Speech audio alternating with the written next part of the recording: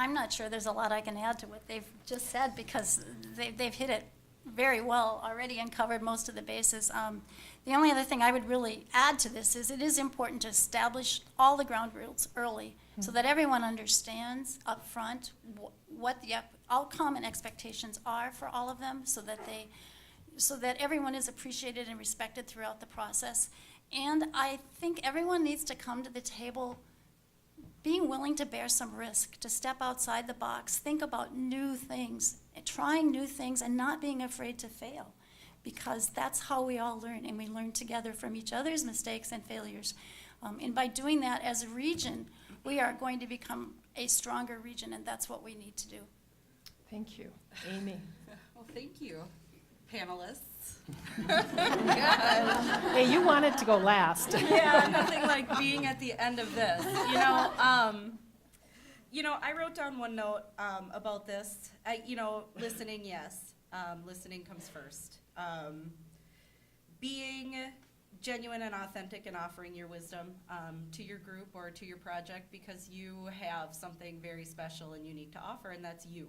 Your experiences and your perspective, it matters, and it's relevant. Karen kind of touched on this a little bit, but the last note that I had was, be open and willing to learn. Make yourself vulnerable, because when you're in that vulnerable, out of your comfort zone area, that's where the magic happens. That's where people see your authenticity and your true self, and that's where the trust and the growth occurs. So that's my take on advice. All right. Let's just give them a round of applause.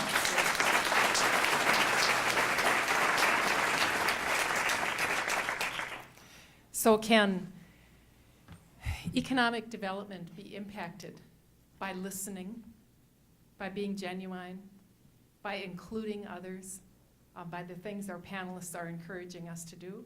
I think it can. Maybe that's what gets us over that next big leap in Greater Minnesota. We do have time for just a few questions for panelists, and Tom has a microphone he'll come around with. Does anyone have a question they'd like to ask one of our panelists?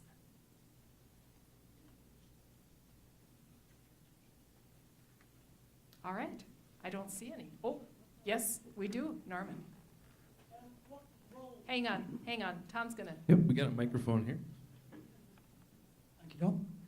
What role, how important would you rate the role of a chair or a moderator? Okay.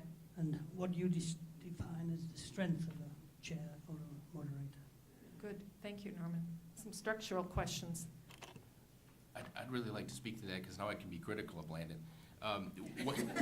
One of the things that came out of our responses to our training was that there wasn't an intentional process that put a structure together. I think the hope was that some sort of leader would emerge. Good luck with that. Critical, really critical. Somewhat the backbone support. I mean, really, those kinds of things that happen that are difficult to form out of a grassroots group, because there isn't an identified somebody early on. That really is critical to talk about, although you don't want the heavy hand and all those kinds of things. But it's a critical point. Good. For our group,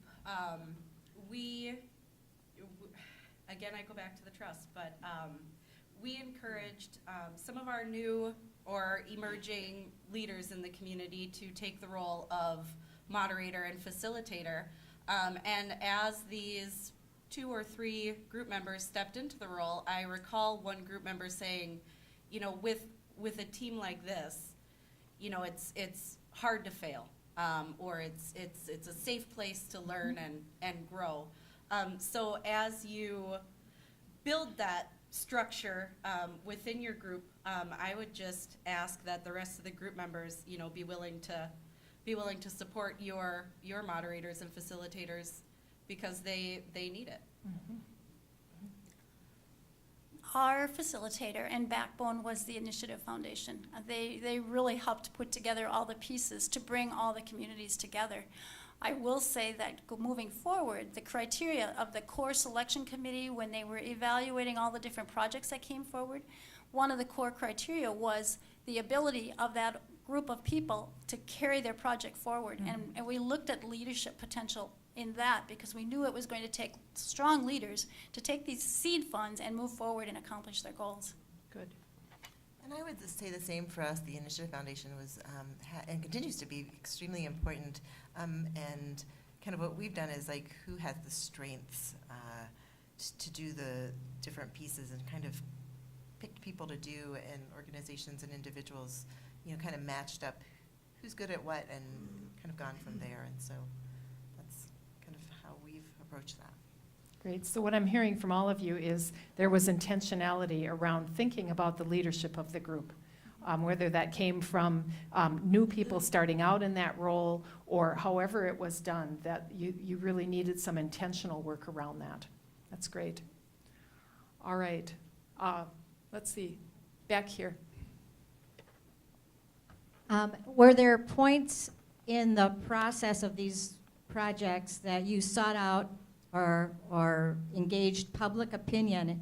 And if yes, how did you do that? Well, community conversations. Yeah, absolutely. One of our biggest functions so far has been community conversations, where we organize, typically piggybacking on some public event where there will already be lots of people, that demographic that we are looking to bring to the table. I don't want to say like Target, but yeah, community conversations. They are, I guess it's hard because as an individual, it was difficult for me to make it to some of these community conversations, but it's a round table cafe kind of style discussion, and that was a great way to receive public input. In our situation, we were dealing with creating communication networks between communities. So I don't know that we directly engaged the public, but we directly engaged all the communities. And great things happened. The networking, the conversations, the understanding of the different cultures and assets that each community could bring to the table, to the region, gave us all a better appreciation for the other communities that might be 10 miles down the road, and they had things going on that we didn't even understand. And there started to be conversations about how might we bring our resources together and strengthen them by working together on what we have going on. And I would say we did a couple of different things. Early on, there was some research that was done, really asking kind of the farmers and food entrepreneurs where they were having issues, what would help their businesses and their success. So that was one way we gauged some information. And then kind of a fun way at the actual event we did last year, we had some researchers from Oregon State University who came out and did, at the local foods festival, they did a dot survey with people leaving that actually had attended the event to kind of capture both their thoughts on the event, but also kind of their interest in their area, which was a simple way to kind of get a lot of feedback. And Cafe, I'm glad you mentioned the World Cafe, because we certainly had more organized and informal discussions like those, discussions with groups in the community. But then I think as important, and this is the piece that I'm in charge of, it's cocktails, rivers of cocktails. It's a willingness to go out and have dinner and talk about these kinds of things, away from a formal setting. You can get a better idea really of what the objections are, and a lot of times they buy. It's really wonderful. Nice, yeah.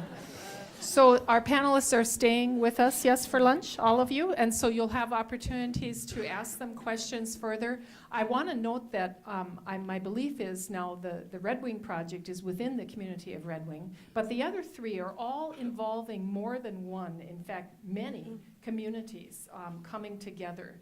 And so as you think about collaboration, think about that. I want to just tell a brief story about one that I've been working with in Itasca County.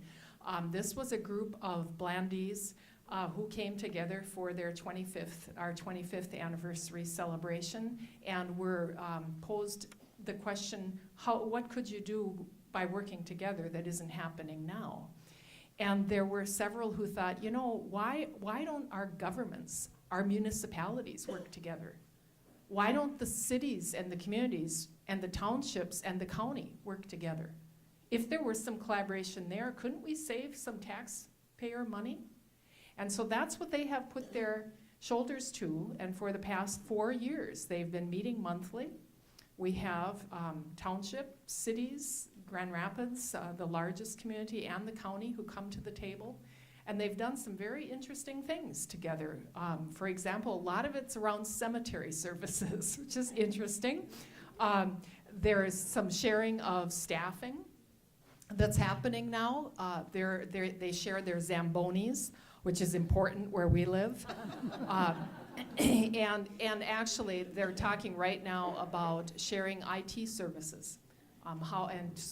Doing surveys about who does what. But you know, I think that if you would poll the 16 to 20 people that come to these meetings every month, what they would say is the most important thing that's happened as a result of this collaboration is that they have relationships with each other. That if their hockey arena roof starts leaking in the middle of the season, they know who to call. They can set something up. They can get something fixed. If their maintenance person retires, they know what to do in terms of HR and in terms of getting financial help with small cities to figure out some of the financial paperwork you have to do. It's very difficult. And they're now collaborating and doing those things. So that's just another story that I wanted to tell today as a success.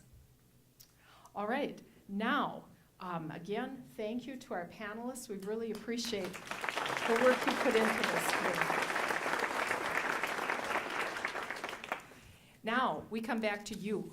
We have another question that we want you to respond to at your tables. You have your new table, your table host, who is not new, but you were all new at their table, right? Okay, so you should have 3 green sheets of paper.